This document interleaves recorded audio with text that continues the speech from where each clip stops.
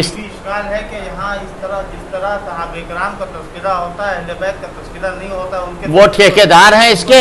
نبیت ان لیلی ارسلت بشفاعت، نبیت ان لیلی ارسلت بشفاعت الیہ فہلا نفس لیلی شفیعها. اہل بیت کی ذات نہیں ہمارے اوپر محمد، وہ ان کے کہنے سے ہم اہل بیت کا تذکرہ کریں گے؟ وہ کون ہوتے ہیں اس معاملے میں بولنے والے؟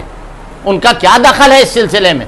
ہم ان کی سفارش پر حضرت فاطمہ کو مانیں گے، ہم ان کی سفارش پر حضرت حسین کو مانیں گے. ہاں ہم حضرت معاویہ کی ہڈیوں پر حضرت حسین کے محبت کا محل نہیں تعمیر کریں گے، یاد رکھو. اور نہ حضرت حسین رضی اللہ تعالیٰ عنہ کو دبا کر کے ہمیں یزید سے کچھ لینا دینا نہیں. مگر آج یزید کے سلسلے میں جو کچا چٹھا آ رہا ہے، ہم ان کی خدمت میں انتہائی ادب کے ساتھ عرض کرتے ہیں کہ اے باد صبا ہی ہم اے باد صبا ای ہما آورد ہے تست.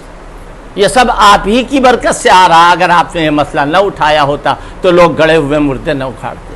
اس لیے اگر ہم آپ سے کہیں تو گستاخی تو ضرور ہوگی. نہ تم صدمے ہمیں دیتے، نہ ہم فریاد یوں کرتے، نہ کھلتے راز سربستہ، نہ یہ رسوائیاں ہوتی.